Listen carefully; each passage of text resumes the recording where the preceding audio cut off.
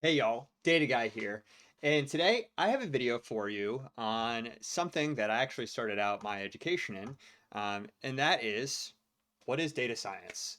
I actually got thinking about this when I made the video, kind of comparing analytics engineers, data analysts, to data engineers.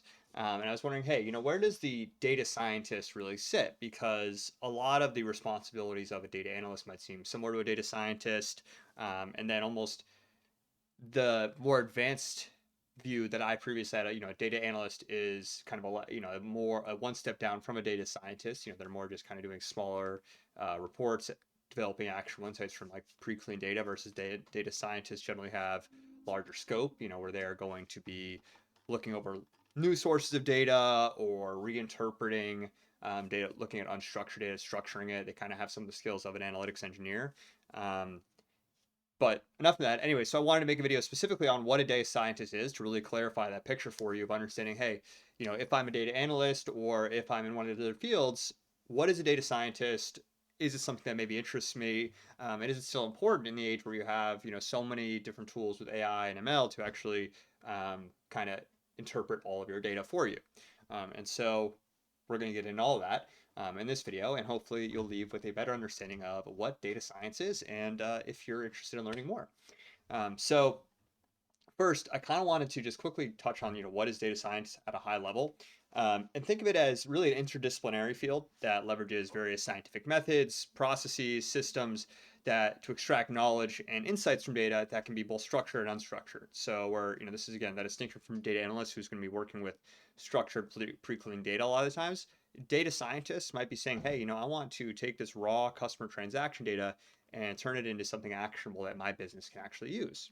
So they really are that bridge that connects the vast world of unstructured, just existing data to actual insights. And it's not just about, obviously pure numbers, it's about understanding and harnessing kind of the power that exists behind the numbers of that data. And so the next thing I want to discuss, kind of now, bit high level of why are data scientists still so important in the modern landscape in the age of AI and ML and all those buzzwords around that's saying, hey, we're never going to need data analysts again. And so I kind of summed it up into three categories here, which are number one, data science provides a foundation for AI because they learn from data. However, because data scientists have the knowledge and the skill set to actually manipulate data, they have some of the kind of skills of a data engineer to be able to say, hey, here's this raw data. Let me turn it into, maybe embeddings before it's inserted into machine learning models to make sure it's relevant, it's clean, and it's structured. And it also, when you have data scientists on the team working in conjunction with advanced AI and ML models, you'll need to have data-driven decisions, but businesses need to understand the underlying data, help make them informed decisions. Otherwise, they don't know what these suggestions are coming from. They don't know that, hey, what is this machine learning model actually talking about when it says we need to improve efficiency by 19%, right? Um, and so data scientists help provide that deeper understanding of, hey, this is actually what they're talking about in relation to our existing data, and take those insights and help make them into informed decisions for the business. You also have ethics and bias. So data science can help rectify and, more importantly, identify biases in data. So our top of everyone's mind now is, hey, what are we going to do when the machine overlords take over us and start hunting everyone down? Um, if you have data scientists that have strong ethics, identifying biases, looking through the data, making sure that it's not being interpreted into a way that AI model thinks, oh, well, humans are so horrible, I need to eradicate them all. Obviously it's an extreme example, but they can identify some of those biases in data, especially, racial disparities, and make sure that those are corrected for when you're using it as training data. Um, so now that you kind of understand a little bit more about, what is the importance of a data scientist, I want to also go through, hey, what does the typical day in the life look like for one of these people? So next, I have this handy dandy little graphic of just kind of what a typical data scientist work life looks like. So you can see here, you're going to be doing a lot of different things as a data scientist rather than, just a data analyst. You're just looking at some data, getting an insight, generating a report.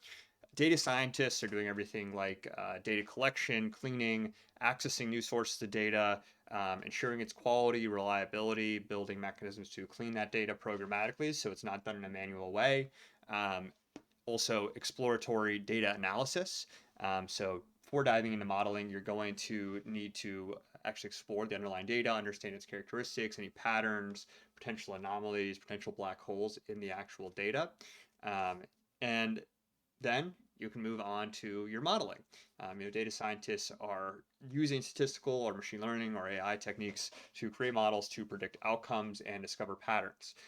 Because they have that rich understanding of the data, they're able to point models in the right direction to actually find relevant insights rather than just creating large language models for the sake of the hype in the industry. And then what they're doing after they create these models is they're interpreting and they're presenting them. They're building these data visualizations. They're presenting them to executive leadership. They're showing them in understandable ways to stakeholders downstream that might not have their rich background, but are able to leverage that data scientist understanding by looking at their findings. So making sure that you're able to communicate effectively is super important. And then you also have iterative development. I mean, you're not going to get it right on the first time. That's where you look at algorithm development, implementation, constantly bringing in new data to models and refine them on feedback and everything that's actually being processed. Grading their, how well they're doing when they try to interpret some source of data. So lot of different roles and responsibilities, and it really is kind of a feedback loop of constantly iterating and building upon what you've already built. So the data scientist's job is never really done. So that's a day in the life. And so now I want to talk about, before I kind of wrap it up with a conclusion, talk about, say, what are some of the common tools that are used by data scientists? So shout out to DataCamp for this sick graphic that I thought was really good to talk about, hey, what are some of the languages you're going to need to know to be a data scientist? And it's Python and R. Those are the Python or R, I should say, actually. So these are two of the most popular tools in the data science community, have a ton of different libraries for data analysis modeling. Python is is way more extended with other use cases versus R is really strictly designed for running data modeling or scripts, doing data analysis. That's what I used in college for kind of more like intellectual data science. But when in the industry and my actual work experience, I would say Python is leagues above R in terms of implementation in the startup world. And even in legacy computing worlds, I started my career at Oracle, and R I didn't even see once there. I don't think, but Python is everywhere. So I highly recommend investing your time into Python because it is just so much more extendable, and it's also I don't think there's really any like anything you're getting out of R that you don't get out of Python. But if you have an opinion on that, drop it in the comments and correct me if I'm wrong. Um, so these are and then also you're going to need to know SQL. I'll talk about databases later, but to interact with databases, you're going to need to know SQL. You're going to need to know how to interact with SQL databases, but I'll touch on that later. So these are the languages you're going to use to clean your data, but then for data visualization, you are going to be using tools like Tableau if you're using enterprise grade stuff. Otherwise, you might be using Python libraries like Matplotlib or Seaborn or Looker. There's always a Sigma, a lot of different dashboarding tools on the market. Your company probably is going to decide on one of them, and then you're going to use that. So just choose Tableau because it really is just kind of like the one that everyone else is based off of. You can see you have different dashboarding tools, and you can take that clean data and provide them in a ton of different ways to visualize, maps, whatever. You can kind of imagine and check it out if you haven't already, and you're interested in a good visualization tool. And so those are kind of your two, you have your visualization tool, you have your languages to actually clean your data. And then you're also going to be using something like a notebook. So, Jupyter or Markdown. I use VS Code. I won't even bother looking at the, what an code editor looks like, code editor of your choice. And then if you want to get into machine learning, there's also a couple new tools out there as well. So number one, you have open source tools like TensorFlow allow you to create production grade machine learning models. So these allow you to take your Python code, build, and these are just kind of Python libraries. There's also PyTorch, scikit-learn, allow you to build your own machine learning models, run them as scripts, maybe orchestrate them with Airflow if you're looking for a good ML ops platform. And so going to want to probably learn at least a couple of these for just understanding, hey, how do I create my own models? How do I get to that next level of data analysis where it's learning from its own observations? then you're also going to likely need a platform for handling your large data sets.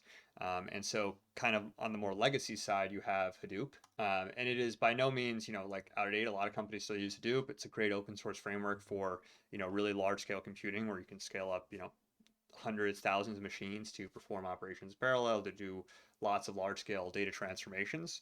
But I'd say on the more modern side, you have Spark, which is I think more common is you have companies like Databricks that are just a managed Spark platform. You have PySpark, integrates a lot of the most modern data science machine learning tools. So I would recommend checking out Spark over Hadoop, but don't take my word for it, because actually, I'm sure some people still use Hadoop, and there is a wide debate there. I wouldn't. So personal preference, I like Spark more, but Hadoop does exist and can be used. I just find it a little bit trickier and kind of cribbed in term, or not cribbed, but antiquated in the way it kind of does a few things.